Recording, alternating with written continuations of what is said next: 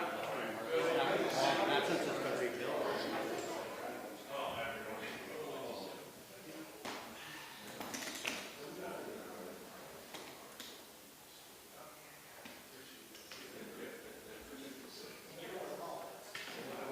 Way back there.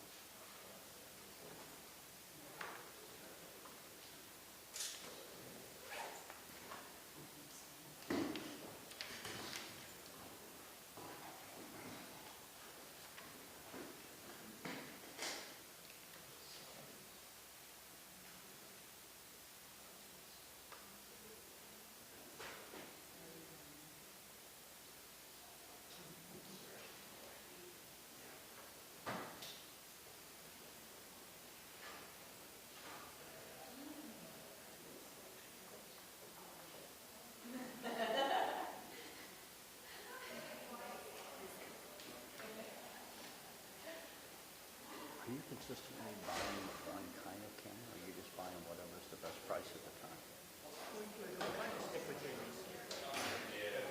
Okay, 'cause I was going to say with the Sony here. Another reason why we bought the Sony is, you know Paul Rauner? Yeah. He has the same camera.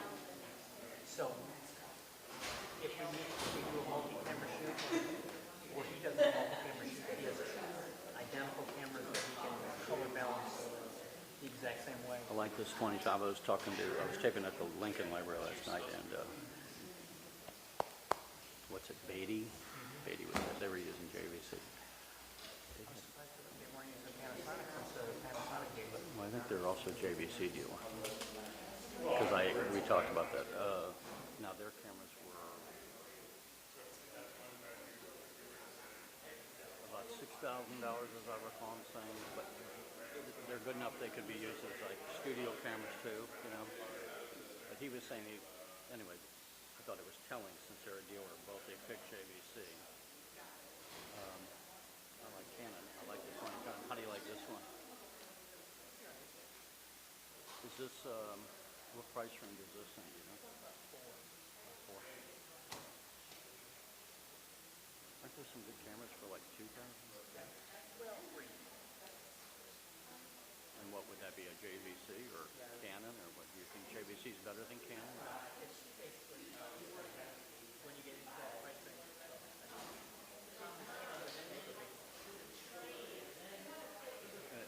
Big in what sense? Oh. What model were you? The JVC it was like GY something or other? Or?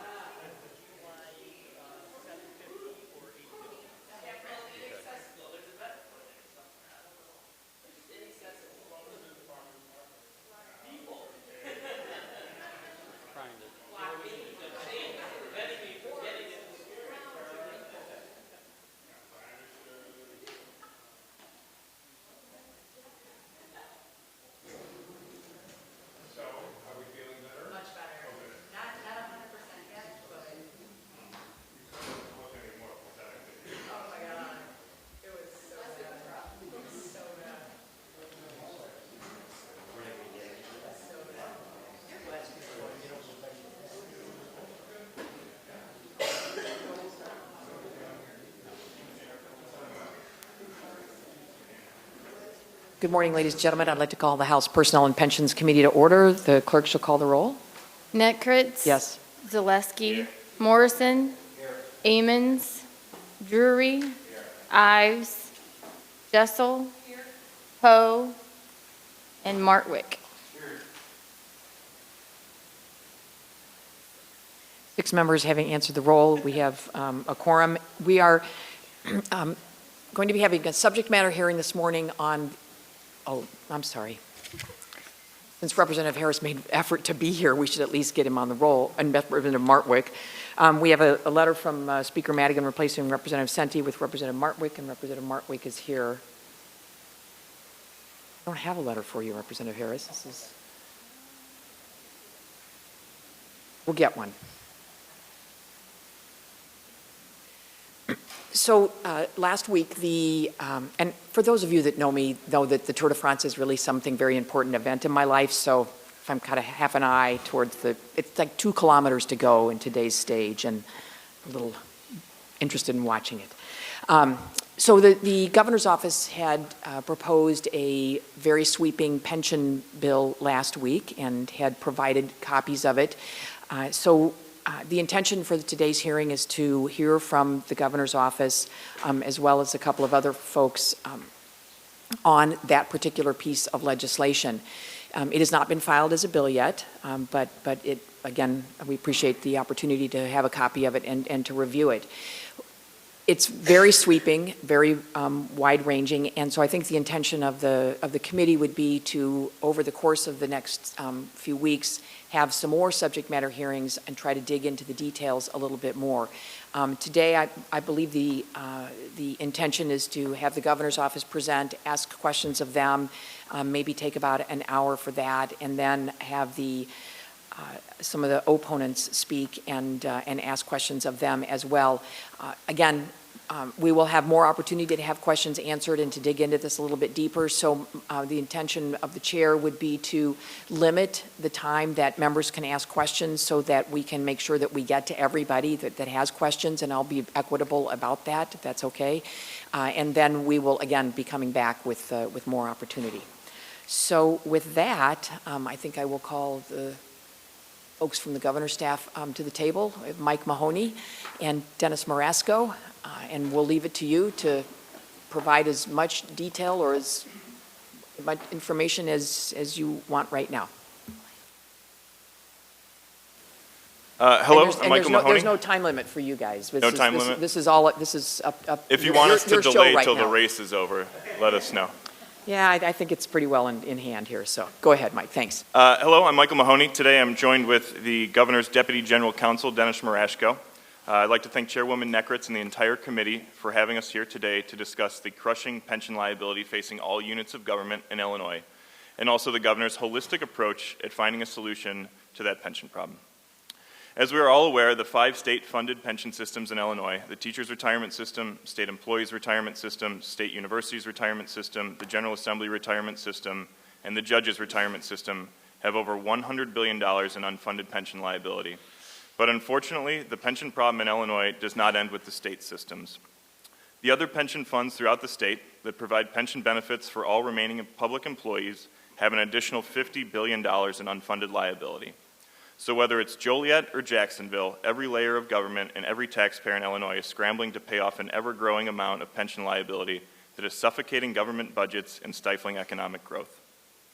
With the pension problem affecting every aspect of government in Illinois, Governor Rauner recently released a draft of a holistic, all-encompassing constitutional approach to reforming the public pension systems in our state. With that, I will give you a quick walkthrough of the draft. The draft applies the consideration model to the state of Illinois pension plans, the Chicago Teachers Pension Fund, the downstate public safety pension plans. It also contains Mayor Emanuel's pension bill, Senate Bill 777, that was passed by both chambers of the General Assembly in May, and adds to that downstate public safety funding relief while incorporating a new Tier 3 hybrid pension plan for newly hired public safety employees that allows for greater local control of pension benefits. The draft also provides Cook County a choice of pension reforms. Their bill, they introduced Senate Bill 843, which passed out of this committee, or a consideration model, and it additionally grants local governments the right to restructure their finances. I will go a little more in depth on the consideration approaches that are used in this bill, then we'll hand it over to Dennis, who will discuss the legal theory and collective bargaining changes. For the state employees' retirement system, the draft creates a new baseline of benefits for active employees and then creates several incentive options where if an employee wanted to receive additional benefits, they could move into the Tier 2 pension package for all future service. The new baseline includes a guarantee for 5 years that wages will not decrease, vacation time of 2 weeks if you have under 15 years of service and 3 weeks if you're over 15 years of service, adjusted seniority rights, and overtime pay will kick in at the federal standard of 40 hours a week. After the creation of the new baseline, there are incentive packages that will be offered to state employees if they are willing to transfer into the Tier 2 pension benefit plan for future service. A salary package that offers a transition bonus of $2,000 and a one-time $3,000 salary increase. A vacation package that offers the same $2,000 transition bonus and a one-time $2,000 salary increase, plus 2 additional weeks of vacation. Overtime package, which allows 2 additional weeks of vacation, priority rights for scheduled vacation, overtime, and bumping, and also the $2,000 transition bonus. For the other pension systems where the consideration approach is employed, which is TRS, SURS, GARS, and CTPF, and the downstate police and fire pension plans, Tier 1 employees must choose between keeping their Tier 1 COLA or having future salary increases count towards their pension benefits. With that, I'll hand it over to Dennis, who will walk you through the legal approaches and collective bargaining changes, and look forward to answering any questions you might have. Thanks, Mike. Madam Chair, members of the committee, I too am delighted to be here to discuss the governor's holistic approach to the state's numerous pension problems. Before we get to the most important part of this hearing, which is your questions, let me briefly sketch out the legal framework that gives us a path forward. I could try to do this using Tour de France language, but I'm going to stick to the prepared remarks.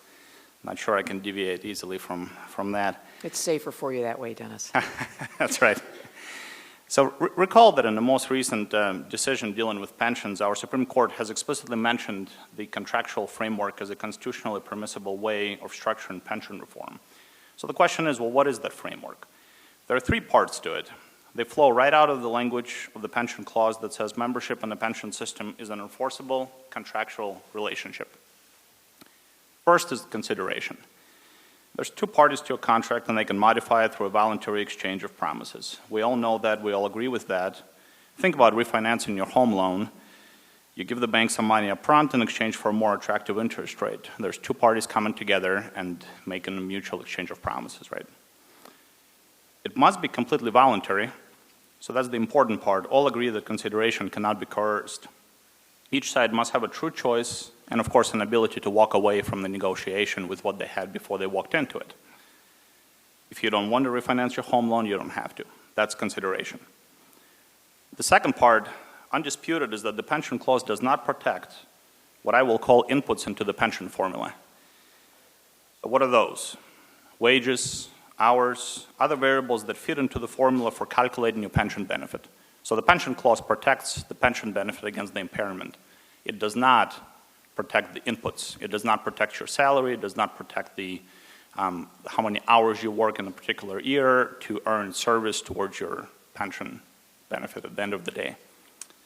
The case law is clear here that the inputs themselves do not trigger the pension clause analysis. And we have our appellate courts who have clearly said, and the one quote in particular comes to mind, a reduction in work hours or in salary itself is not a diminution of benefits within the meaning of the pension clause.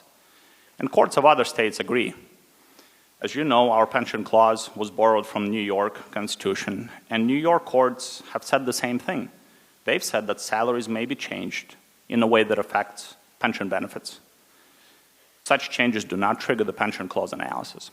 And last, the critical step is you can craft the most beautiful bargain. It can be the best bargain for the state employees, and it doesn't do you any good if you cannot actually approach the employees one-on-one and negotiate with them the bargain that you've put together. Such one-on-one negotiations are not currently permitted. You cannot approach employees with that bargain. Collective bargaining laws in Illinois prohibit the state from negotiating with employees individually over a host of subjects: pensions, wages, work schedule, overtime, holidays. So these laws, the collective bargaining laws, must be modified to allow us to approach employees and offer them true consideration, true choice. So those are the three elements providing the constitutional foundation for the governor's comprehensive pension proposal. The consideration part, framework, things that do not trigger the pension clause analysis, and given the state the ability to negotiate with employees one-on-one without having to go through the collective bargaining representatives and actually give the employees the true choice. If you put it all together, as Mike summarized, our plan offers employees in Tier 1 plans a true choice of keeping their current pension plan or moving into a new plan going forward in exchange for raises, vacation, and other attractive benefits. Now, employees do not have to take that choice. They can stay in the current pension plan if they choose to. So doing that, putting it all together, allows us, I'd say all of us, to work with state employees and solve what's really the biggest problem facing the taxpayers, the $100+ billion budget, not budget hole, the pension problem that the state faces. So with that brief background, Madam Chair, I will welcome your questions. Thank you. Thank you very much. I'd like to add Representative Poe to the roll, and I have a letter from Speaker Madigan replacing Representative Ammons with Representative Harris, and indeed, Representative Harris is here. Questions from members?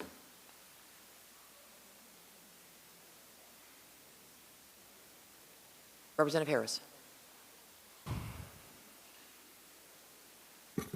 So this is a question for Mr. Morosco, and I'm going to ask it as a lay person because I'm not a lawyer, so bear with me if my formulation is not too good on this. I'll try to answer as a lay person too. Okay. So you said the third tenet of the governor's proposal is to allow the state government to bargain one-on-one with each employee, as opposed to bargaining collectively. Is that a fair summary? Correct. To give them the true choice that you've tailored to each person, you approach them individually. To do that, you need to take certain subjects out of collective bargaining. That's right. I mean, and to me, that just, how do you answer the criticism then that, the power of the state government, in all of its majesty, going to each individual employee has tremendous leverage against an individual that the individual cannot, really adequately respond to, and collective bargaining serves a purpose in allowing people with like interests to leverage their ability to negotiate, with the state with, a capital S. So if you, that's a good question, Representative. If you look at the bill, all the different provisions that provide for what kind of package has to be put together before it's presented to the employee, there's a lot of checks built into it.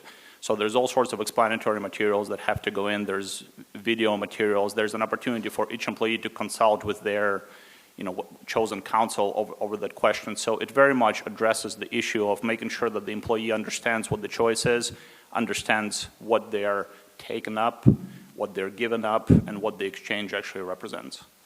So it would be your position then that some agent of the state government would go around to each employee and go to Rob Martwick, Rob, do you want to give up a week of vacation and get extra health care, or Rob, do you want to give up a week of vacation and you can stay until when? Everyone's going to have to make that decision individually, and if they choose to go out and find someone to advise them, then it's up to them to find somebody who understands the impact of what they're saying?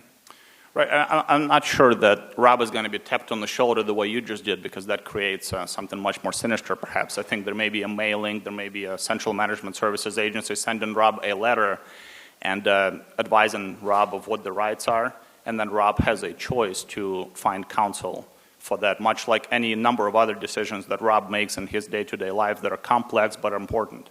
And that have consequences. Are these revocable or irrevocable decisions?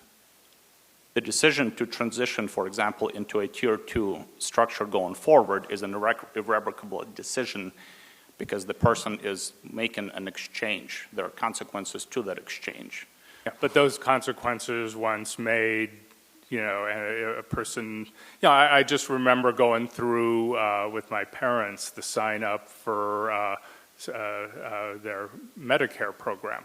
And they had, 5 or 6 choices. And sitting there trying to, go through these reams of paper and understand what the consequence of those choices was, it was very daunting. And, I remember my dad made a wrong choice the first year, but once they found out that this really negatively impacted their lives, when, the enrollment came around the next year, they were able to say, well, we're not going to make that mistake again. Here you're asking, tens of thousands of people who are not really necessarily experts in pension law or benefit to make decisions that for the rest of their lives and for their widows or, families or survivors' lives are going to have profound changes. And that concept worries me. If you want me to respond to that, Representative, a couple of thoughts. It is an important problem that we have, and so the choice, I wish it were very simple. This is not a simple problem. So that's the first point. And the second point is we can definitely work together to come up with language that should go into the notices to employees and to structure the provisions of this bill that go to the notice question to make sure that folks understand the first time they make that decision what the consequences are. And so in your second point, you said that, and you used the example of refinancing your home loan, and you said, at any time, you have the power to walk away with what you came in with. But if I understand what you're asking us to do in this legislation, right now the employees have collective bargaining. They have unions who use their collective bargaining power to negotiate about getting advantageous wages, salaries, and benefits. And if this bill passes, then the employees will not have that anymore, and that also is irrevocable. Right. I'm not sure a way around it to make sure that the consideration framework will work to fix the state's pension problem. So if you accept that framework, then you have to work through the implications of where that leads you. And one of the things you have to do is figure out a way to approach employees individually.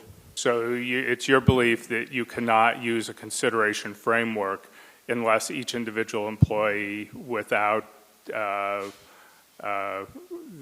collective bargaining makes their own employment decision with the state. It's hard to think of a true consideration model in the collective bargaining context. Okay, that's helpful. I don't want to take up all the time. Thank you. Thank you. So we have about, my estimation, about 40 minutes left, and I've got 3 members seeking to ask questions. Is anybody else wanting to ask questions?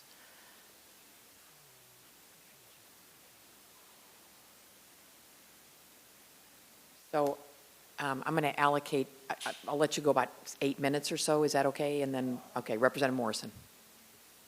Thank you, Madam Chair, and thank you, gentlemen, for the testimony this morning. I just would want the committee to reflect upon how the testimony began.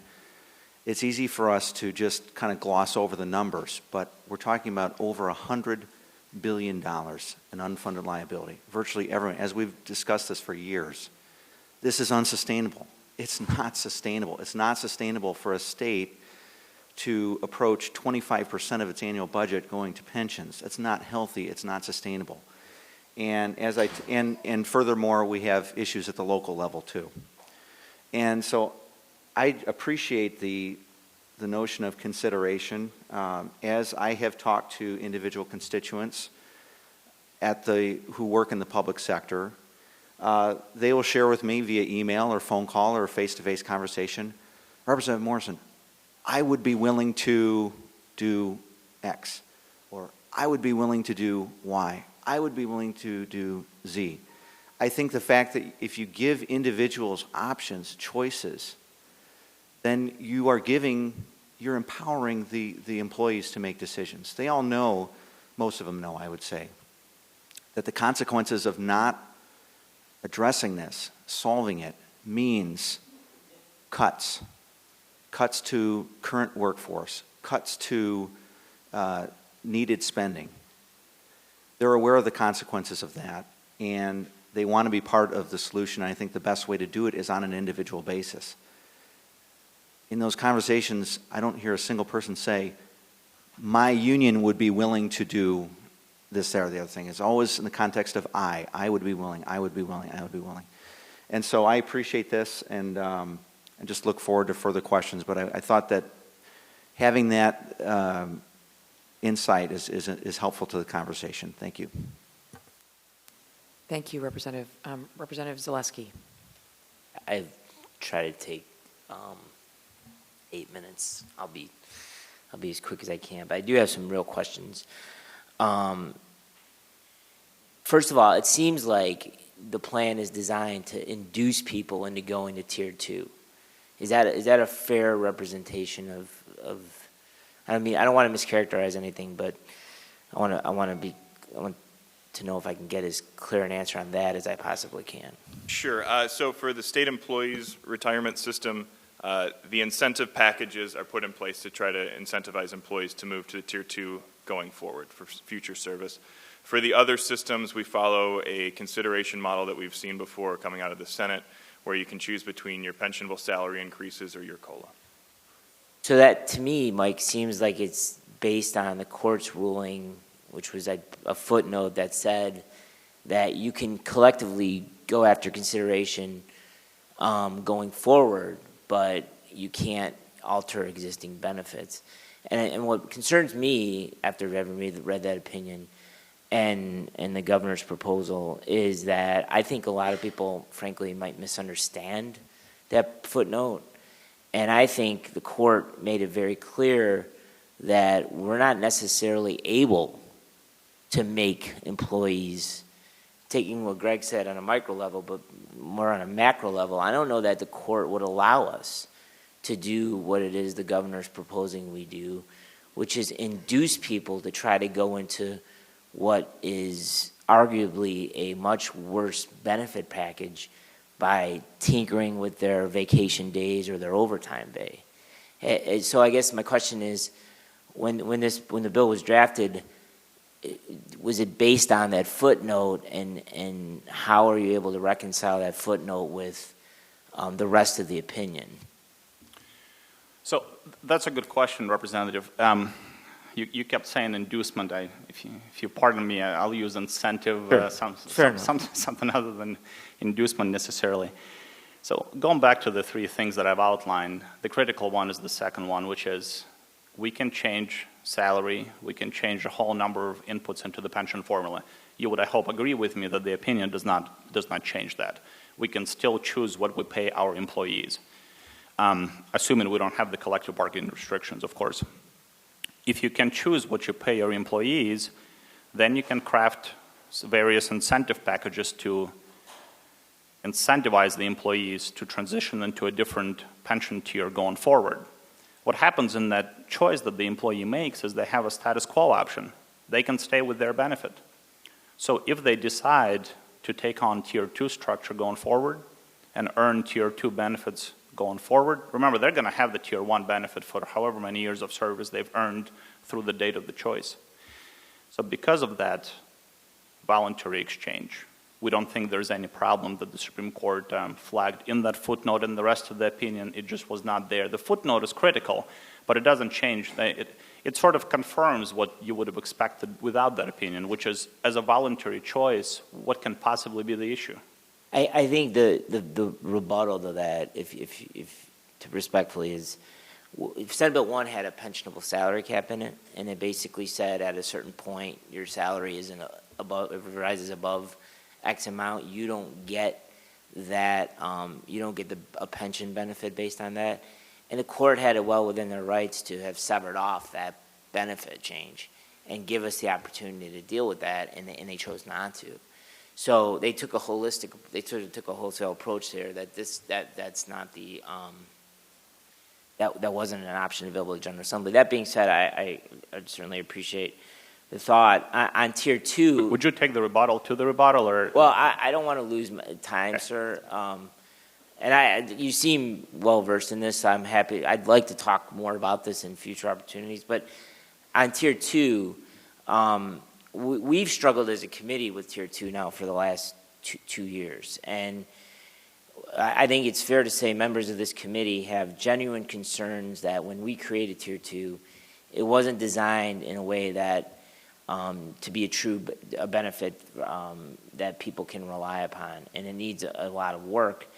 And again, appreciative of the governor's proposal. And the atmosphere down here is really toxic right now, and this is not meant to be an attack. It'll be perceived as an attack. It's not meant to be an attack, but it's evidenced in the fact that Tier 2 is lacking when Mr. Smith chose to be in Tier 2, Tony Smith, and the board felt the need to supplement his salary. That's not meant to be an attack on Tony Smith. I've met him. I think he's going to do excellent work for the Board of Education. But it's evidenced in his hiring and the reporting that was done on his benefit package that Tier 2 wasn't alone sufficient enough to cover what he would consider to be a reasonable retirement package.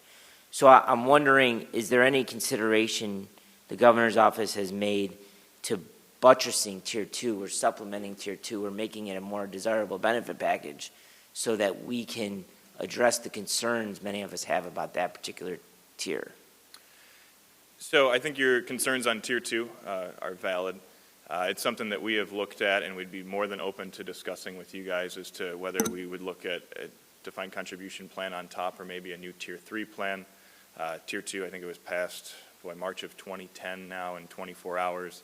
So there probably are some shortcomings in there that we could use to address if we were all willing to get together on that. So, okay. I have one more question, Madam Chair, and then I'll okay. PSEBA. When I travel to my mayors and caucus events throughout the year, PSEBA always comes up. It drives locals crazy, and it's kind of a weird way of thinking about it. But it effectively, if we were to vote on that particular provision of the governor's bill and say that we would be denying benefits to a spouse who lost a first responder during the course of their duties, we would, I say this to my mayors, I just don't foresee us as a General Assembly being willing to make that policy decision, and it's fundamentally unfair to ask us to do that when you have first responders in the line. So I would express this more as a concern to your plan, that I don't think that's politically viable. I just certainly don't think given so right now, and I would respectfully urge you to reconsider that particular provision. I understand the concerns that many have about it, and I understand it could be perceived as a cost driver, but again, if it seems politically not tenable given what we ask first responders to sign up for when they undergo a career in public service. Is that something you guys would be able to reevaluate?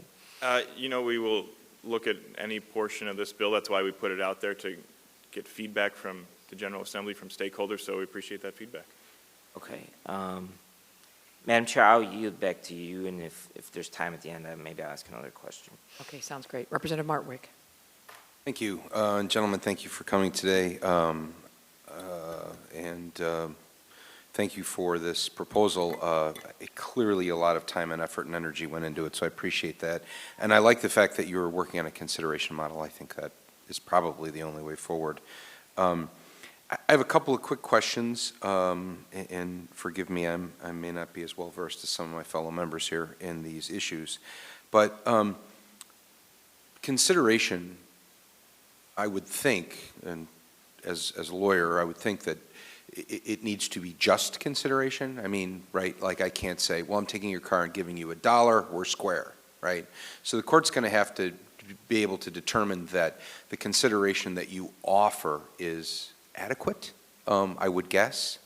So I'm wondering how removing benefits that employees currently enjoy and then offering those back to them, which is this establishment of the baseline, how does that equate to adequate consideration? Do you think that the court would find that adequate? It seems questionable to me.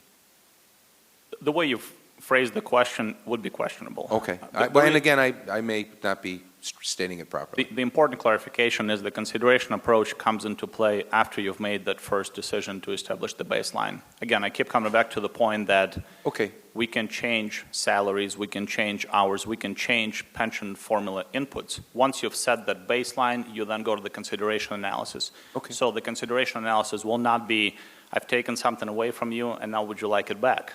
That would be troublesome, I would think. The consideration analysis is you have a new baseline. Now from that point forward, you have a choice. So in order to establish the new baseline, is that a decision that the governor's office can make unilaterally for state employees, or does that process currently under our current structure of laws have to go through the collective bargaining process? The current structure is so much of it is bottled up in the collective bargaining process. We're not insistent on making those changes unilaterally going forward. And this is where, if you look at the federal system, Congress is involved, right? All the pay schedules are set up. If you look at U.S. attorneys, for example, U.S. attorneys are paid according to whatever it is, JS, GS schedule. And those are set by Congress working with the equivalent of the GOMB in the federal system. So it's not the unilateral decision by somebody in the executive branch. It could very well be a collaborative process where we're all working together to figure out what that baseline should be.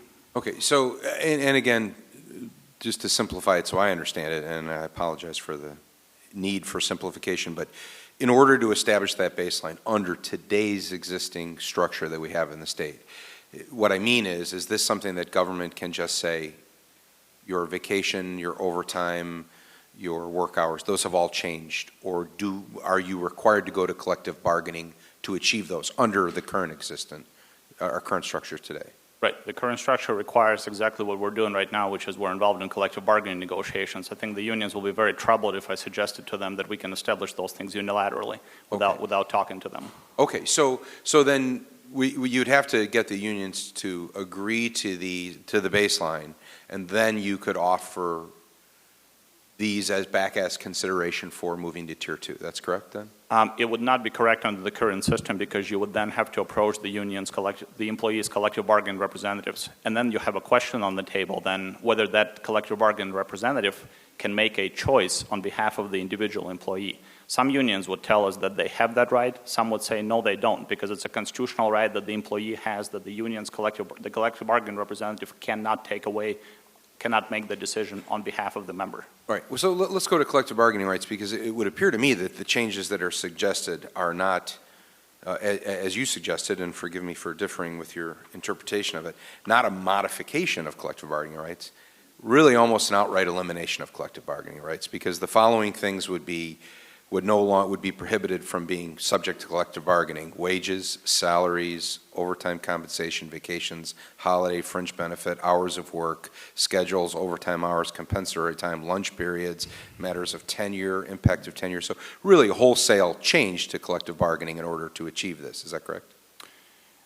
Partially correct. If you go to the other side of the equation of what's left, you can line up a list of items that will be quite long. Okay. And the items are important. So the non-economic items that the unions will still be negotiating over are of extreme importance to them. We spend a lot of time as part of the collective bargaining process negotiating those items.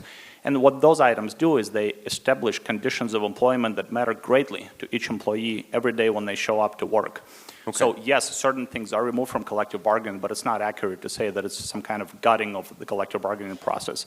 I would stick with the modification, but we can quibble about the precise language. Fair enough. I don't know, salary, tenure, those the core economic issues. That's pretty tough to not be able to talk about those. The last one is the TRS and others. GAR, SIRS, TRS, CTPF. And I want to understand this. It would, you could take Tier 2 voluntarily, or if you stay in Tier 1, no future salary increase is included in the calculation of your benefit. Is that correct? So this is what we saw in Senate Bill 2404. So this would say not moving into Tier 2, but just a Tier 2 COLA on your Tier 1 benefit, or your pensionable, future salary increases will not be pensionable. So you'd still receive future salary increases, they just would not count towards your pension. Okay. But the important clarification to your question is the Tier 1 to Tier 2 shift is for the SCRS. When you're talking about TRS, you're talking about what Senate President Collerton had as part of 2404. So the Tier 2 part there is not, we're not talking about moving people into the Tier 2 framework going forward. Right, just the COLA, the Tier 2 COLA, but then, am I out of time? Oh, sorry. Am I out of time, Heather? No, I want to be respectful of time, but, so the Tier 2 COLA, am I okay? Okay, so the Tier 2 COLA, but again, the consideration model is offering the choice, but really all future salary increases, I mean, how is that not a diminution of benefits? At least with the 2404, there was the cap, but all future salary increases, does that not seem, I mean, I would assume that the benefit that you, as an employee, when you signed up to work for the state or as a teacher, given the fact that the plan that they presented you said, and under Tier 1, forgive me, I'm not going to state this correctly, but a certain number of years of your highest salary will be used to calculate your final benefit, and now saying, not anymore. How is that not a diminution? It would seem to be to me on its face. I appreciate the question. We come back to the consideration point. The choice that the employee faces in that scenario is there is no salary increases. Would you like a salary increase? If you would like a salary increase and you want that increase to be pensionable, then you have to give up the COLA that you have right now to transition to a new COLA. If you don't want your salary increases to be pensionable, then you can keep your COLA. But the baseline, as it were, is that you don't have the right to a salary increase. There's no such thing as a right to receive salary increases in perpetuity until you retire. It doesn't make any sense. In the definite term until you retire. All right. I mean, fair enough. That is, I suppose, technically true. I don't know if practically speaking, and I don't know that the court would interpret it that. To me, it seems like what you've, in that instance, is that you've given them the choice between two bad. So you can choose one diminution of benefits or the other diminution of benefits. And to me, I don't know how that survives. But I want to yield my time. I want to get this rolling. I do want to thank you. I really think that this is, coming back to the consideration model is a good step. I hope we can work on this, and thank you. Thank you.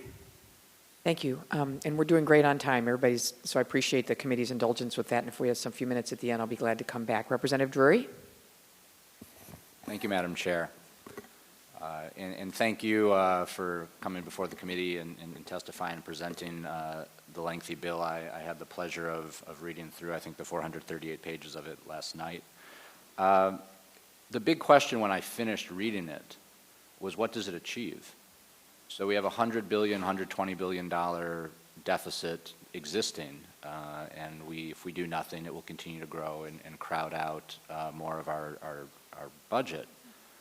If we were to pass this in its entirety, and we could focus on the state systems first, what do we achieve? We'd be looking at, upon implementation of the bill, full implementation for the state systems, a little over $1 billion annually in savings. The holistic approach gets you closer to $2 billion in annual savings to taxpayers.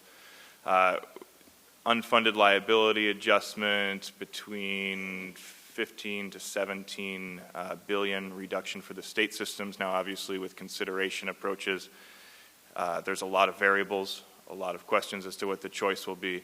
So that's kind of what we're looking at. Representative Drury, I'm sorry. I would hate for you to stop at page 430. There's 50 more after that, so keep going. I will do that as soon as we adjourn.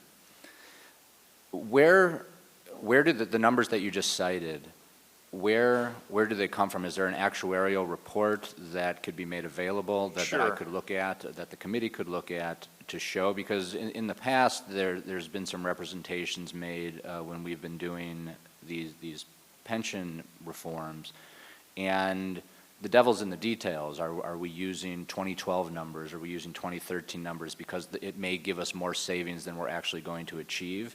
And I couldn't find this legislation online because it hasn't been filed, so I was able to get it from staff. But I think we could really get into this massive legislation, I think we all need to have an understanding of why are we doing this and what does it accomplish and what is the data behind all of this. Otherwise, it's just I'll round to 500. It's 500 pages of words with no meaning. Sure. So we have actuarial reports. TRS and SURS have run reports on the Senate President's plan. We use Deloitte to run the state employees portion of the plan. We can get that over to staff. That's no problem. Okay. I would appreciate that. I want to come back to, I forget which one of you gave the example of a mortgage and refinancing a mortgage. Okay. If I don't want to refinance my mortgage, I'm paying my 4 1/4, and someone says, hey, you could be paying 3.75 or you could be paying 8, and I say, you know what, I'm good at 4 1/4. Can anyone make me change my mortgage rate? No, you keep your mortgage. Okay, so the analogy of a mortgage, it's not completely parallel with what you're proposing, because one option I always have as a consumer in the mortgage market is whether I have a good rate or a bad rate, I can keep my rate, and no one can tell me I can't, assuming there's no bankruptcies or anything. And in this example, you can keep your Tier 1 benefit going forward, so nobody can make you take the Tier 2 benefit under our proposal. That will be employee's choice. But I guess reading through this, the proposal forces a choice on somebody.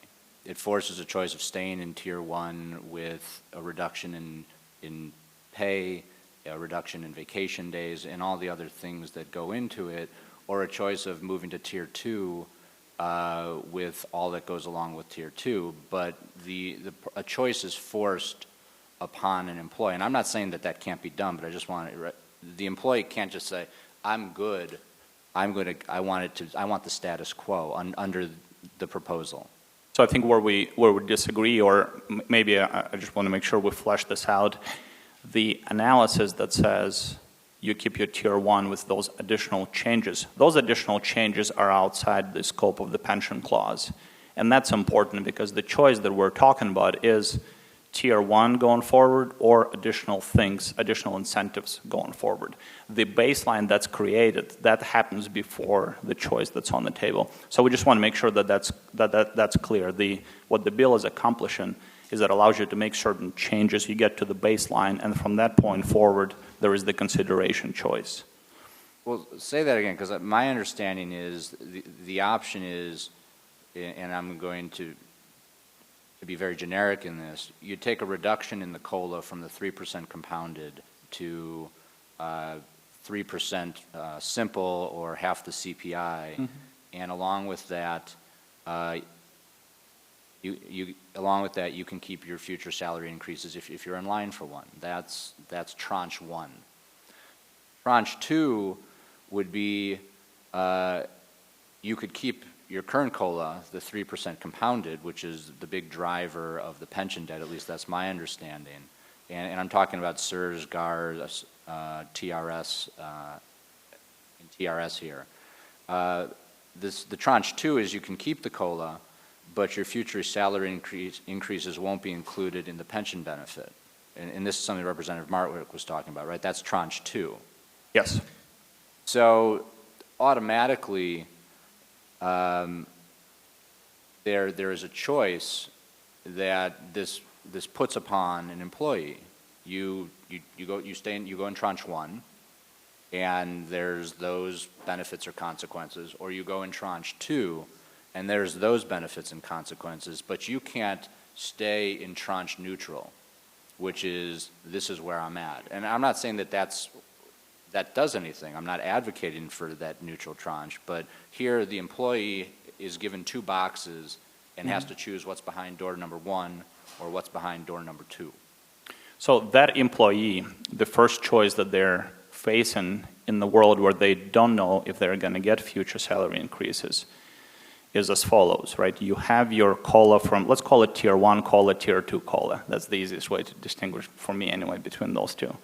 So the employee can retain tier one COLA, or they can ensure that future salary increases become pensionable.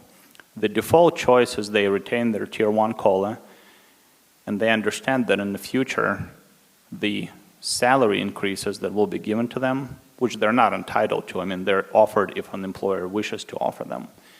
In that world, those salary increases will only be offered on the condition that they not become pensionable. So it's separating the boxes slightly, and I understand the confusion, and so what I'm grappling towards is the easiest way to explain that, but the choice that I see is between status quo, which is you stay in tier one COLA, or you move into the different COLA, but then you ensure that when your salary increases are offered in the future, they will become pensionable. And I appreciate that, and this, I don't want to replow the earth that Representative Martwick went over, but the status quo for an employee and when someone joined whatever system that employee joined was that your benefit, and the Supreme Court said, not me, you know, the benefit that locked in on the day you took on employment with the state, that benefit will be determined based on your salary. And you know, over time we've changed how it's based, and whether it's going to be based on the high 3, the high 4, whatever it currently is. But what you're saying in terms of they may not get a salary increase, it doesn't completely align with the language in the bill. And I didn't print out the 500 pages to bring with me, but what the bill actually says, at least my recollection of it from reading it, was that you'll get salary increases, but those salary increases won't be included in the ultimate benefit you receive on that salary. And that language seems problematic just from trying to make it mesh with what the Supreme Court said, because the person's benefit locked in, and that benefit was determined on their salary. In this legislation, at least as written, not as filed yet, says that some of your salary won't be included in the ultimate benefit. And it's different than what you're saying, which is you're just not going to get a raise at all. Mm-hmm. And the bill doesn't say that. It doesn't say if you keep the COLA, you are no longer entitled to a raise. It says you are entitled to a raise, but the raise doesn't count towards your pension. And I find that language problematic vis-a-vis the Supreme Court's decision. And I just want to understand how you understand that and how you're able to justify that language in the context of the Supreme Court's decision.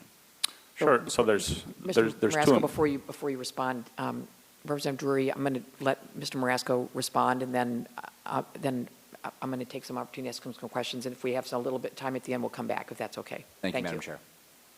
So there's a couple of points on that.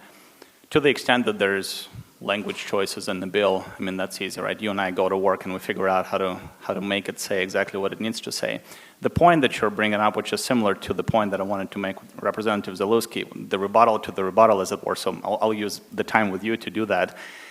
I grappled with that same question. So if the SB1 decision says you cannot impose a salary cap, then how in the world do you get to do this? And so the difference between this structure and what the SB1 bill that was stricken by the Supreme Court was problematic on those grounds is in the SB1 decision, the choice was made for the employee. So the employee didn't have an option to, when they're entitled to salary increases, they will always be non-pensionable after a certain point. That's the SB1 framework. Our framework has a choice. I mean, I understand that the language may be unclear, but the intent of this bill is to give employees a choice. In the world, again, I keep coming back to this point, in a world where you're not entitled to any salary increases, you have when the employer offers you that salary increase, they can well condition it upon whatever they want to condition it on. So they can tell an employee, you'll get your salary increase, but it's not going to be pensionable. That's different fundamentally from the SB1 world. So I just want to make that point, and we should keep talking about this because that's important. Thank you for answering my questions. I appreciate it, and I look forward to continuing the dialogue. Thank you, Madam Chair, for allowing me the time. Thank you. So I just want to go through the legislation because there are some things in here that you did not mention in your opening remarks. So I just want to, for the record, make sure that we know that there's the collective bargaining provisions that Representative Martwick went through. There's municipal bankruptcy provisions that create a structure around which a municipality can declare, or a unit of local government can declare bankruptcy. There are the Public Safety Employee Benefit Act, or PSEBA provisions. And then there's the pension changes. And I want to just make sure that we understand that the SERS options are, to my mind, very different from the options for the General Assembly, state universities, teachers' retirement, and Chicago Teachers Pension Fund, and the downstate police and fire option.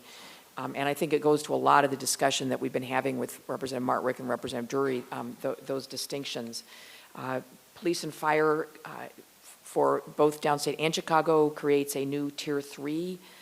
And then there is the consolidation and funding schedule changes for downstate police and fire, creating Tier 3 for Chicago police and fire, and then the option that the Cook County Board would have to select from option A and part 1 and part 2 and part 3 in the legislation. So those are the breadth of the component parts. I know that you'd had some discussion about with Representative Martwick about taking things out of collective bargaining, and you'd indicated there's a long list of those things that are still in collective bargaining. Thanks, Dennis. Can you provide us a list of what's left in? And I don't need it now, but if you could just provide us a list of what's left in, that would be very helpful. Okay. Because we're struggling to come up with that. And we would again appreciate receiving the actuarial numbers on that, on your analysis. So I can understand. I want to go back to this consideration argument because I think it's really critically important in the constitutionality of that, given the pension reform litigation legislation. With I can almost see your reset for SERS, that employees are you're taking away vacation time and changing the way we do overtime and a whole slew of those things, taking them out of collective bargaining. And I don't agree with that, but I think I can understand that that's your reset, and then maybe you're moving ahead with a different model or a different set of benefits going forward. I really struggle with the rest of the pension systems as to how the statement that you're going to get your salary increases, but it's not going to be pensionable is anything different than we did in Senate Bill 1. And I hear you, but that you're using different words to describe the two, but I'm really having a hard time getting my head around what is legally the difference between the two. As you were talking, Madam Chair, I came up with yet another way of trying to explain it. The language that you've just used, the reset option, so for SCRS, so the reset that we have for the other plans is as follows. So take TRS, the school districts are instructed, the baseline is if you're going to offer employees a salary increase, you shall condition that increase on it not being pensionable. So let's stop there for the moment as the baseline. So the reset that we're looking at is you don't have to give employees salary increases. If you are to give them salary increases, they have to be non-pensionable. So the employee understands. How does the school board do that legally? How does the school board do what? I'm sorry. How does the school board offer that option? I mean, is that we would have to give them state authority to? I mean, I don't understand how the school board offers that. So there are changes to the school code as part of this legislation, and for the universities there are parallel changes in this bill. And I'm not saying this as a. And I've only made it through 200 pages. I didn't get quite through the whole thing. Which is why I wanted to make sure. But I'm being told that by my experts that there's nothing in there with regard to what you just said. Right. So and we can point. I don't want to be flipping through the bill right now, but what I'm saying is we can point to the sections in that bill that go to that step, which is, yes, that's what's going to happen after this reset. So when you're talking about a reset for SCRS, there's the same reset that I'm envisioning in my mind for TRS, SURS, and everybody else. After that reset, there is a choice. Would you like those benefits, those salary increases to be pensionable? If you do, you have the option of transitioning to a different COLA. So tier 2 COLA versus tier 1 COLA. So that's, and maybe if I think about it, I can come up with a fourth way of explaining it, but sort of that to me crystallizes the reset that we've set up as part of this bill. And I understand that you don't want to flip through the bill now to find it, but that would be helpful if you could point us to that language at some point. Sure. And some of the other, one of the previous ways you used to describe this is that the pension formula inputs are not protected. And I'm, again, struggling with, other than salary, what are the pension formula inputs that are being impacted here for TRS and SURS that you're claiming would not fall under the pension clause? So think of a typical pension setup, right, where it's salary times certain multiplier, which is based on the years of service. So when I'm saying inputs into the pension formula, we are talking about wages as well as things that impact how service is calculated. So for example. But other than years of service, what is that?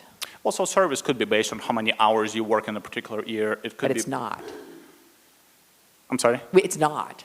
I mean, we just look at years of, I mean, if you look at the codes, I think it just relies on years of service. It doesn't say anything about how that number of hours worked. So it depends on how many holiday days you have left at the end of your career. So certain things transform into service for pension purposes, as it were. And the example with hours that I was thinking is, imagine changing the position into so two people share the one full-time position, and so now they have they have a half year service for that year each, something to that effect. I mean, there's different ways you can think about it, but that's what I meant. So if you're asking about what the meaning is behind what I was explaining, I mean, it's that pension clause does not protect, as the court decisions explain, the inputs into the formula. Again, I'm just really struggling with if the salary cap in Senate Bill 1 is not an input. I mean, then I don't know what. Then I'm still really grappling with that, but I'm really not following that. Can you explain to me again the ability to negotiate one-on-one? Why that's? I mean, I don't think we've ever really wrestled with that even when we were looking at Senate Bill 2404, I don't think anybody felt that that was a problem where the pension systems would be able to, I mean, that was the way 2404 was structured, is that the pension systems would go to each individual and require them to make an election. Is this different than that? It is. The Senate Bill 2404, as structured, would lead to serious constitutional problems because it has flaws from the labor law perspective precisely for the reasons that we've changed in our bill. So what I'm saying is exactly that. Senate Bill 2404, as envisioned by Senate President and when it was put together, would not pass, in my mind, constitutional. I mean, it would have serious problems. And so we fixed that by making the changes that we are making in our bill. So our bill makes it constitutionally permissible to do what we're setting out to do. Okay. We don't think SB 2404 was there. So I'm going to completely shift gears, ask one other question, then I'm going to go to Representative Zaleski. On the Cook County portion, I find this concept fascinating that we are delegating to another unit of government the ability to make state law. How do you rationalize that? So for Cook County, we just kind of view it as a local control issue. Cook County can choose by resolution of the board as to what pension plan they would like to have for a reform proposal. Obviously, they put in place 843 that is yet to move in either chamber, but this gives them a choice between their plan or the consideration model. I get that, but we are delegating to the Cook County Board the ability to make state law. When you do that, you specifically say that state law goes away if the Cook County Board makes a particular decision. So just something that I find very troubling about how that is set up. So with that, Representative Zaleski. Anybody else want to? Okay, Representative Zaleski. Madam Chair, and I apologize for cutting in your time. If you want those sections of the bill that we were discussing about just now, so if you start on page 450 and read from that point forward, that's what we're talking about. Okay. I just one follow-up. Is there a severability clause in your bill? The bill is severable. Yes, there is a severability provision all the way at the end there. It's on the 50 pages that Senator Drury didn't get to yet. It's there. Is that because it's 50 pages long? Each severability? In those 50 pages, there are more provision than just Okay. the severability clause. I'm just teasing you. I know. Okay, thank you. Representative Harris. Switching away from the legal back to just the math part of it, and when Representative Morrison was talking, this got me thinking about it. He said the driving reason we're doing all this was because of the savings that we need to make based on, the unfunded pension liability problem that confronts all of us. So how many state workers are there? I think right now we have about 68,000, maybe I'm a little high, maybe I'm a little low. How many university employees are there? I don't know that answer off the top of my head. But what I'm getting to, and then you can get to, there are probably 60 or 70,000 city employees and tens.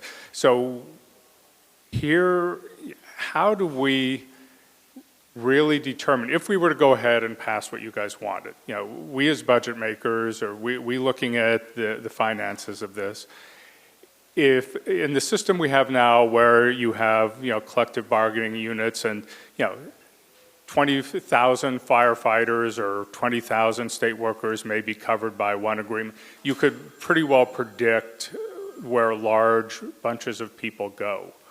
But if you were to move into this, individual consideration argument where literally the finances of the state and the actuarial projections would be based on this series of hundreds and hundreds and hundreds of thousands of individual decisions of trading. Well, I'll go into tier 3, but I'll give up 2 days of vacation, but I want to keep my salary. How are we ever going to figure out if this truly saves us money, or is this just going to create us a bigger nightmare? So to answer that question, I would say we have two choices. We have the status quo, which is nothing, no savings, no changes. We have this, which is a path forward. The savings, as we look at them today, are going to be different than what we will get in real life, but there will be savings to taxpayers throughout the state. I'd say that's a little disingenuous that there's only two choices out there. My question was, isn't there less certainty about what will happen to our state budget and our county budgets and our school district budgets, when you're dealing with hundreds of thousands of individual decisions versus, a handful of smaller ones with more quantifiable impacts. And I'm not criticizing your bill. I'm not saying, it's a bad, this is just a legitimate question, so Sure, please yeah, take it in that respect. It would be much easier to quantify if you were to move every employee into a different pension plan that was one standardized pension plan, but with choices, you're just going to have a lot of variables.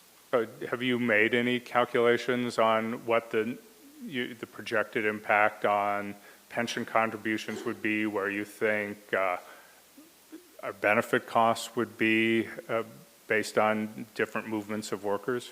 Yes, we have. We've done some variable testing to see what we think would incentivize employees. We've run some numbers as to what we think populations would move where and what that would save us. So we have some quantifiable data, but with any consideration model or any model where you give employees a choice, your data is only as good as the actual choice made, which we won't know until it takes place.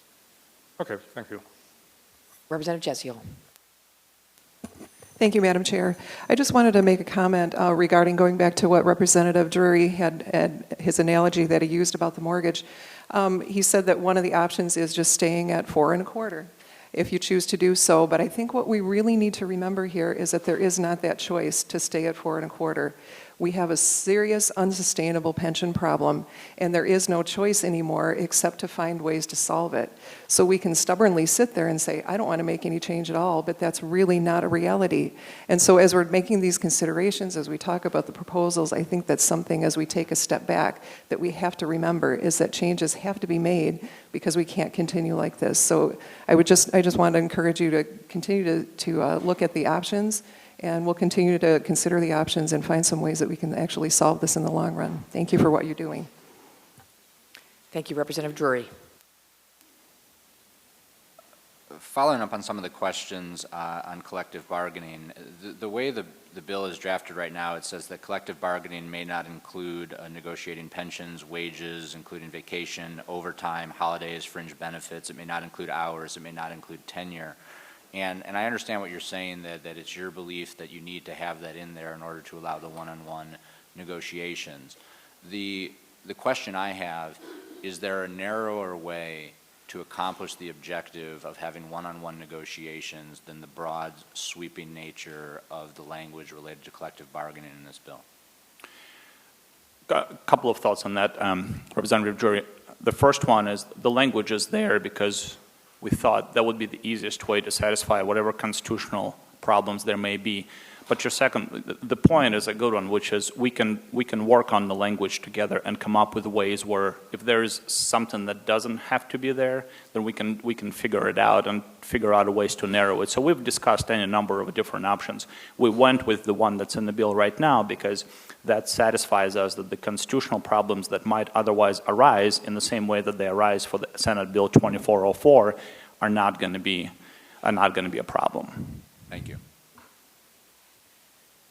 Again, I appreciate very much the willingness for you, Mr. Marasco, and you, Mr. Mahoney, to be here this morning to answer questions.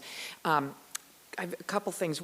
So, Mahoney, you mentioned that Deloitte had looked at, had done an analysis, which, again, we've had some discussions about this in the past as to whether or not that's a real actuarial analysis. The bill has not been filed yet, but would it be your intent not to move forward until we have a full actuarial analysis? We put the bill out there for discussion purposes. Obviously, a pension bill, especially 485 pages of one, is very complex. We put out a summary chart to show where our concepts wanted to be. If we had feedback on language or if the systems thought they would have problems on implementation or anything like that, we'd be more than willing to look at that. And we have some actuarial numbers from TRS and SERS on the Senate President's portion of the plan, but the SERS portion, obviously a little more complicated. So be willing to move forward whenever this committee thinks it would be time to move forward on this bill. Great. And you did mention that there's a lot to this bill. Could we count on you to come back on some of these other portions that we have not had a chance to get to today? Dennis and I would love to come back. We'd love to have you back. We miss you here, Mike, actually. So. And you're losing another good one, too. Yeah, I know. Friday. Okay, so, well, again, thank you all very much for being here and for your willingness to explain and to answer questions for us today. Thank you. So we do have some other witnesses before us today. We're going to have AFSCME and I think both IEA and IFT testify today. So we've got John Cameron from AFSCME Council 31, Will Lovett from the Illinois Education Association, and I'm assuming Nick Yelverton from the Illinois Federation of Teachers. I'll let you guys duke it out as to who goes in what order.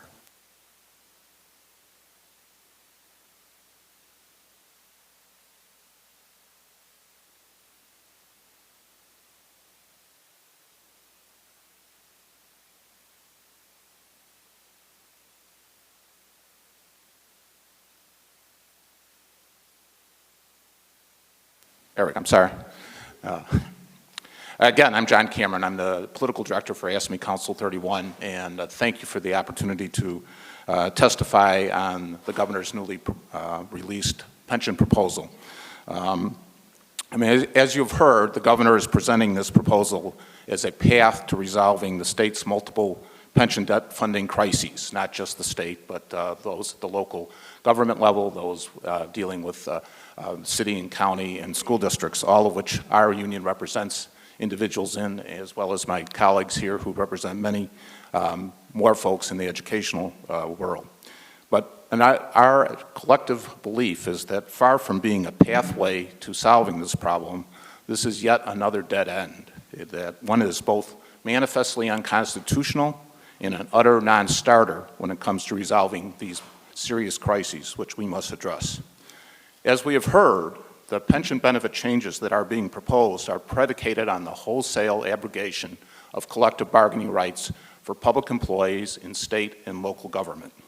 Public employee collective bargaining has been the law of the land for 30 years in this state. It has served the state well. It has assured both labor peace and the continuation and the provision of public services in many different areas of government in a continuous way, with the minimum of disruption and with the maximum, in our belief, of fairness to public employees. So if the governor wishes to substantially diminish or abolish the Illinois Public Labor Relations Act or the Illinois Education Labor Relations Act, he can put that in a piece of legislation. He can bring it before the legislature. I suspect it would not pass out of this committee or any other committee of the House, and I am certain it would not pass on the House floor or get the approval of the state Senate. So to us, that is a non-starter direction to go. On top of that, of course, there's the constitutionality. And with our reading of what is being proposed, it simply cannot pass muster in light of the Supreme Court's decision on SB 1. The governor has offered is really a series of drastic benefit diminishments, claiming they are based on this consideration model. But if you read the court decision, I think it's quite clear what it says about consideration. It says that additional benefits may be offered or may require additional contributions in consideration if they are offered. In other words, something more can be required for something more that is provided. What the governor's bill and what the framework he's laid out is provide something less or something less. And I think both Representative Drury and Representative Martwick have hit on these points already, and we would emphasize that this is not consideration. This is a coercive choice, which we believe is a diminishment of benefits and, in light of the court's opinion, our decision, clearly unconstitutional. So rather than pursuing this constitutional dead end from our perspective, we believe lawmakers should heed the advice of Justice Burke that she gave yesterday and recommend that we read the decision in its entirety and follow the advice that is there. As it makes clear, lawmakers in the past are responsible for the pension debt crises that we have by diverting and underfunding their pension obligations, and they have it in their power to raise the funds necessary to fully fund those going forward, which is their constitutional obligation. So in sum, we'd say we'd stand ready to support the work of that committee on that pathway and recommend that we oppose any further consideration of what the governor has laid out today. Thank you.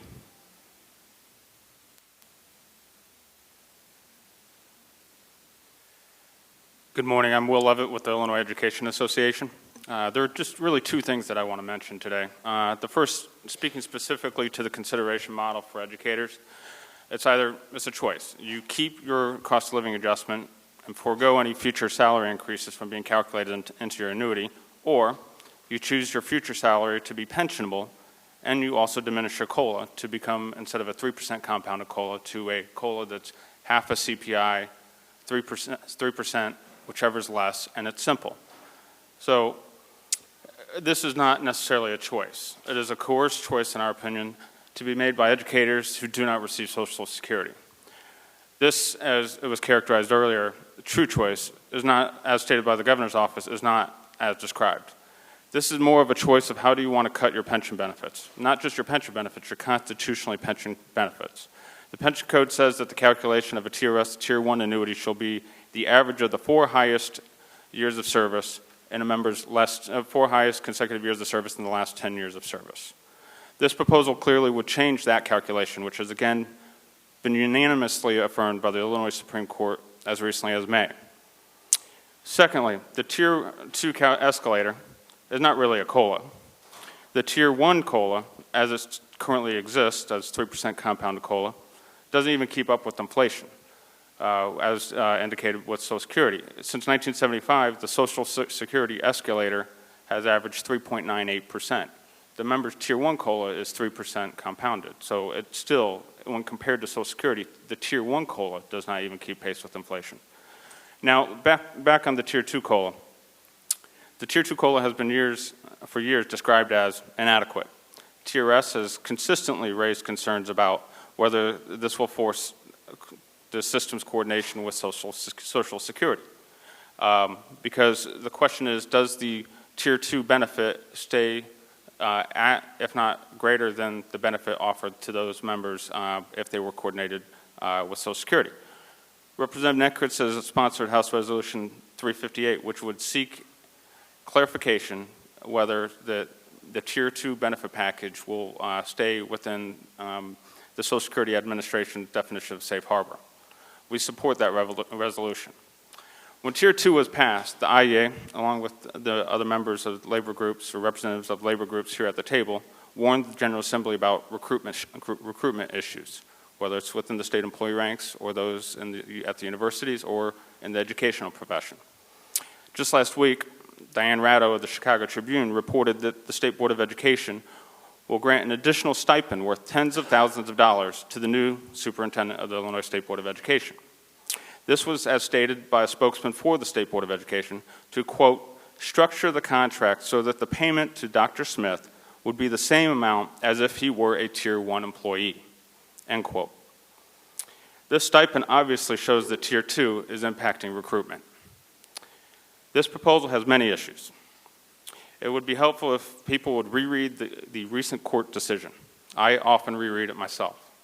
So that any ideas going before the legislature would be based on reality and not just the political whims of the day. My friend from the governor's office said that this is a path forward. This proposal is a path forward.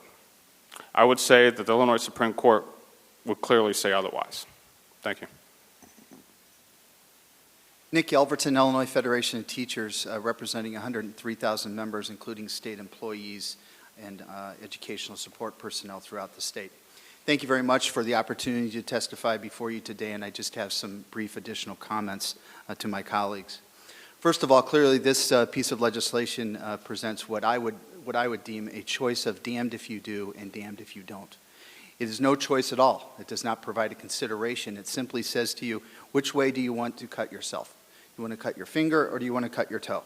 And frankly, we believe that is no choice at all, and it's simply a forced choice upon someone, is coercive and does not stand the test of legal situations, so to speak. This is frankly a debt problem.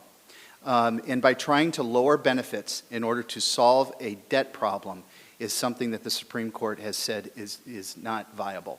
It's like reaching for an apple when what you really need is an orange. And unfortunately, this piece of legislation further reflects this idea that benefits can be reduced to the point where your contributions become affordable and you are thus able to get out of the debt problem. My final point that I'd like to talk about is Tier 2.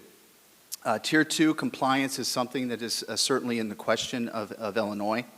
Several resolutions, including the Chairman's House Resolution 358 and Senator Biss's Senate Resolution 317, were both proposed this session. Senate Resolution 317 was approved by the Senate, and I might add, was opposed by the administration. We find that curious since we would think that since they're trying to push people into Tier 2, that they would want to find out whether or not Tier 2 is actually compliant with Social Security. If Tier 2 is not compliant with Social Security, the consequences are dire and something that has never been approached in this country before. To mandate Social Security payments upon school districts would have a devastating effect on property taxes and also have a devastating effect on individuals who are in the middle of retirement decisions and moving towards retirement age. I will leave you with a couple of quotes, especially regarding the article that was referenced earlier. One of my members, Steve Grossman, who sits on the Teachers Recruitment and Retention Task Force, I think sums it up nicely. Tier 2 educators feel like they've been treated as second-class citizens. And to us, the idea that the state school superintendent will receive what is admittedly from the State Board of Education a stipend in order to make up the difference between what he quote-unquote deserves or needs between Tier 2 and Tier 1, and to treat teachers differently and in fact to present them a choice which is mutually detrimental is something that our educators take to heart and find very disheartening. Again, thank you very much for the opportunity to testify and be more happy to answer any questions. Are there any questions from members? Representative Morrison. Thank you, Madam Chair. I would guess, thank you for your testimony, and I figured that you'd be vigorously opposed, but I would just ask, would any of you maintain that individuals within your unions would have specific needs or desires that they would like to address on an individual basis? In other words, are there members, individuals within your unions that would like to do something differently than the rest of the group?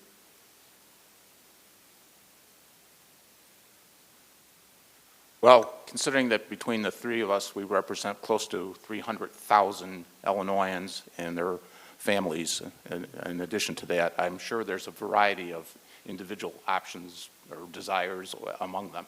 However, as you know, and has been, I think as Representative Harris laid out from the beginning, you know, the premise of collective bargaining is the ability to maximize the individual's best interests by working together with similar individuals to achieve the best options. Now, when I choose to retire is an individual decision, as it is for every teacher and for every state employee and for every local government employee. What my options are depends on, you know, what career option, what my, you know, immediate personal goals or dreams or plans are, what my family needs are, what my health needs are. There's a lot of individual choices already built into the systems already. And clearly, I'm sure my colleagues from local government who are behind us could talk about that as well.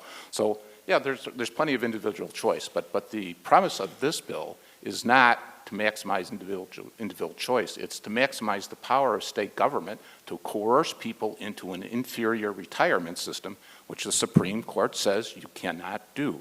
So at this point, I think, you know, that is this committee has spent years dealing with this complicated problem, and the chairman has spent many thankless hours doing so, and which we're all fully aware of. But to spend another, you know, 6 months going down this path, to spend another year talking about this, seems to be, as I said initially, a total constitutional dead end in the wrong direction to really grapple with the problem, which, as you know, the Supreme Court said, Justice Burke said yesterday, is in the decision. You know, we have to grapple with the hard choices. You're absolutely correct. It's a huge problem we have to deal with, but the problem involves, you know, raising the required revenue to meet the debt problem that your colleagues in the past have created for the state of Illinois. So I would say, so revenue, so basically your position is we have to raise taxes. to solve the pension issue? Well, we certainly have to raise the revenue. Now, I heard on the House floor last week, Representative Franks talking about a variety of measures that are not tax increases, but rather closing tax loopholes for special interests, which I believe he estimated could raise as much as $2 billion annually. Certainly, that's, that may be an exaggeration, that may be an overestimate, but certainly it's something worth pursuing. There are options to raise revenue without raising tax rates. However, I think the court was also clear on that decision. This legislature, or your predecessors, essentially made a self-imposed decision to reduce revenue to the state when you did not extend the income taxes, and that is exacerbated the problem that you're faced with. So I think the legislature says, has to grapple with that. I think the governor's been clear that he said he's open to raising revenue. I think the Civic Federation has said you must raise revenue. I don't think that that's that's not really a question. The question is how are we going to do it, and how can we get on to the serious business of fixing this problem? If we change the tax code by either raising rates in one existing area or adding a new category of tax, can we guarantee increases in revenue this year and the next 10 years, 20 years, 30 years? Is there going to be a guaranteed revenue increase if we adjust the tax code? I'm not sure what you're asking. My question is, we don't know what the future is. We don't know what the future is. So adjusting the tax code will not guarantee increases in revenue over the mid or long term. And since that is an unknown, we cannot guarantee, we meaning the state or individual units of government, cannot guarantee employment levels, cannot guarantee pay increases. All of those are unknown factors. And so I guess my message that I'd like to pass on to you and your members is we can't guarantee those things. The constitutional language is pension benefits cannot be diminished or impaired, but we can't guarantee employment. We can't guarantee pay increases. All these things are huge questions. And in my earlier question, or more like comment to the governor's staff, I said, it's unhealthy for the state to be spending almost 25%. I need to amend that.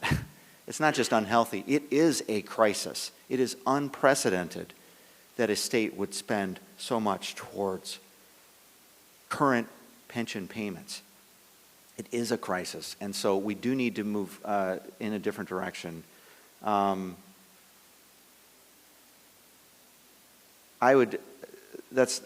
really all I have to say at this point. But I appreciate you providing your perspective, but I want to just push back a little bit and just say that individuals within your unions, because I've talked to them, I've had those conversations, and they've said, I'd be willing to retire at a later age, or I would be willing to pay more I would be willing to give up part of my sick pay as part of my pension calculation. Individuals want to make those choices, and I think we need to empower them to make those choices because they do want to be part of the solution. That's what they almost always say. I want to be part of the solution. I don't want to see the state in this position. It's not healthy. And we are, Will, you made the comment that we may be having difficulty recruiting people. At the individual level, at the school district level, when there are openings at school districts, there's no lack of resumes being submitted. There's no lack of qualified candidates applying for those positions. So I don't think that recruitment is a possibility. However, on the tax side, on raising of revenue, whether rates or adding new categories of taxes, nothing in the state constitution forces individuals or businesses to stay in this state, to provide revenue. That's really where you get revenue, is having a growing economy, in having a vibrant addition to your population base, to your tax base. That's where you get additional revenue. And if you don't do that, even if you raise rates, you're going to, over time, have a reduction in net revenue. So anyway, I appreciate, and we can have further conversations after committee. Thank you. Representative Martwick? Thank you, gentlemen, for appearing and testifying. Just a couple of questions on the the whole consideration model. I know that you were all here when I asked those questions of the governor's staff. I don't feel, I mean, I think they've made an attempt here to find a way to make consideration relevant, but I think they've kind of missed the mark. I think you agree with me on that. I'm curious, you mentioned, John, that there are a number of choices available to individuals, and that's what struck me already, right? I mean, as employees of the state, you can choose when to retire. You're not required to work to a certain time, and when you choose to retire affects what your ultimate benefit package is. So there are choices that employees are already given. You can choose to take a deferred compensation plan to supplement your pension benefit. You're not required to do that. You can, you don't have to. You can choose what type of health plan to, you're not given one choice. This is what you get. You give choices. So my question is to you, you're probably all a little bit better versed in collective bargaining than I am, but could we not offer, if we were to go to a consideration model, do you not believe that we could offer choices to employees? A consideration model, we could offer a choice to employees without diminishing all of these collective bargaining rights? Could we not, if we were to go to some sort of choice that again would meet some sort of constitutional muster, couldn't we do that choice by, instead of diminishing collective bargaining rights, rather expanding them to include that sort of individual choice? Anybody want to weigh in on that? I mean, obviously, we're, not opposed to that approach. I mean, we negotiated with the Senate in the past what we thought was a fair consideration approach. Whether all individuals in the systems would have agreed with it or not, I can't say, but I think we certainly believe that, the collective bargaining process is the best way to maximize the dual ends of fair treatment for workers and retirees and the stable provision of quality public services to the public. So, we are, again, as we said, we're willing to sit down at the table and talk in earnest about a real solution, which will involve some hard choices, and frankly, they will involve revenue, but that's not the entirety of the solution. So. Just want to add one thing. At the end of session, when the Supreme Court issued its opinion, I remember Representative Drury reading from page 14 of the decision. And that specific provision says, or statement says, under Article 13, Section 5, members of pension plans subject to its provisions have a legally enforceable right to receive the benefits they have been promised. The protections afforded to such benefits by Article 13, Section 5 attach once an individual first embarks upon employment in a position covered by a public retirement system, not when the employee ultimately retires.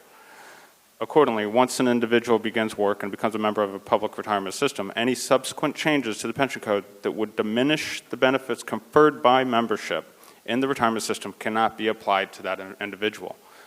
So it becomes very difficult to craft anything that would be considered by some to be a true choice, not a coercive choice, as what the governor is putting forward, where that provision could not be violated.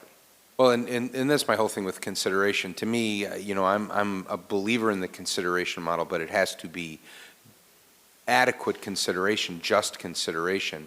And I can see how there would benefit the state if people were to waive future benefits, and if they chose to do that for what they deemed objectively was fair compensation for the waiver of future benefits, and that reduced our unfunded liability. I think that sounds like a pretty good idea, but it can't be a coerced choice, and it has to be adequate, right? So I'm just, I like that approach. I just, I'm wondering how we get there. Well, and that's been historically done with early retirement incentives in the past by the state. Right. Yeah, and thank as you. well as you all know, at local government as well. So. All right, well, I'm just going to end on one thing, and I'm going to take exception with the characterization of giving the new state superintendent or whatever additional monies. I agree with the governor that you have to pay to bring in the best people, but I think that also applies to teachers and police officers and prison guards and everyone else too. So I just don't like the idea that we pick and choose who we think is worthy. I think the teachers that are teaching the children in the schools in my neighborhood are worthy. We should be hiring the best ones there too.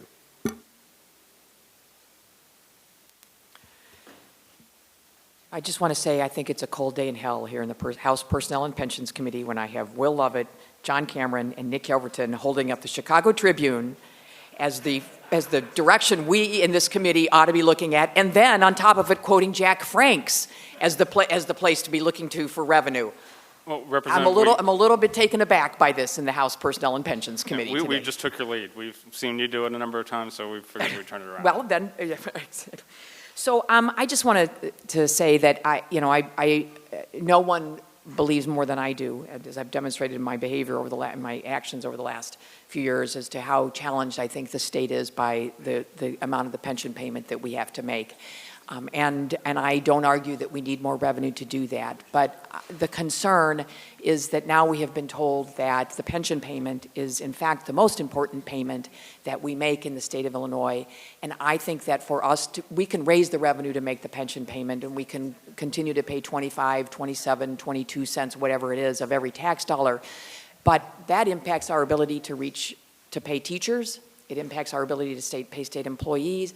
It impacts our ability to provide human services. We have seen since 2000 the dramatic decline in human services payments that we have been able to make. So to think that just making the pension payment alone and raising the revenue to do that is going to make things okay for the state, it isn't. That being said, I fully recognize I'm not going to be like some of the Republican presidential candidates who, when the Supreme Court, the U.S. Supreme Court decided the marriage equality case, said, well, we can just ignore that. I'm not going to follow that. I don't believe that, and we're going to have to live with this decision, but it is not going to be healthy, to use Representative Morrison's words, for every other priority in this state. It is really, really going to be challenging. So I just wanted to, I felt like I had to say that. If I could briefly. Very briefly. Because I may rebut, and since I'm in the chair, I have the prerogative to do that. I'm not going to rebut that at all. We have demonstrated our ability and our willingness to sit down and discuss this. This piece of legislation obviously was introduced unilaterally with no discussion with us. We have demonstrated that on 2404. We've been in multiple conversations. A good part of Will and my career has centered around sitting in conversations about this. But now the simple fact is that we are limited by a constitutional ruling by the Supreme Court, and our ability to go around that or try to read between the lines or try to nuance what we believe is clear language is something that's going to be difficult going forward. And I wholeheartedly agree, which is kind of why I say, look, we're just going to have to, we have to make this pension payment, but to think that it's not going to impact everything else we do for the rest of everybody's lives in this room and beyond that, I think is not telling the truth to the Illinois citizens. Representative Morrison?